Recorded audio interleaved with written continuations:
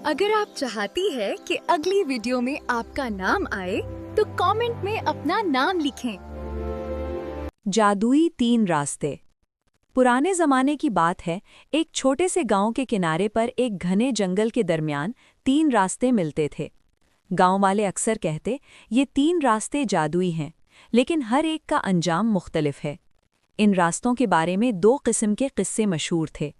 कुछ रास्ते भोले भाले दिल वालों को इनाम देते और कुछ चालाकी करने वालों को सबक सिखाते। एक दिन गांव में रहने वाला नेक दिल लड़का हस्सान अपने बीमार अम्मा के लिए जड़ी बूटियां लाने के लिए जंगल की तरफ रवाना हुआ। रास्ते के आगाज पर एक बड़ा पत्थर लगा जिस पर नक्श था, तुम्हारे इरादे तुम्हारी रहनुमाई करेंगे। हस्सान ने सबसे पहले बाएं रास्ते का इंतखाब किया। ये रास्ता नर्म रोशनी से जगमगा रहा था और हर तरफ फूलों की खुशबू फैली हुई थी। वो आहिस्ता आहिस्ता चलता हुआ एक जादुई चश्मे तक पहुंचा, जहां पानी इतना शफ़ाफ था कि उसमें अपनी अक्सी दुनिया देखकर हस्सान हैरान रह गया। चश्मे के पास एक छोटा सा तोहफा पड़ा, कुछ जड़ी बूटियां। हस्सान ने इन बूटियों को अपने सफ़र के लिए जमा किया। ये रास्ता वाकई नेक दिल वालों के लिए था और हस्सान के दिल की सच्चाई ने उसे इनाम दिया। फिर हस्सान ने दरमियान के रास्ते का रुख किया। यहाँ हर शाख और पत्ते से सरसराहट सुनाई देती थी, लेकिन जैसे ही वो आगे बढ़ा उसे महसूस हुआ कि रास्ता किसी आजमाइश की मानंद है। अचानक एक चालाक लूमड़ी सामने आई और हस्सान से कहा, अगर तुम मेरी हिदायत पर अमल करो तो तुम्हें गांव के सबसे कीमती खजाने तक ले जाऊंगी। हस्सान की तबीयत नेक थी।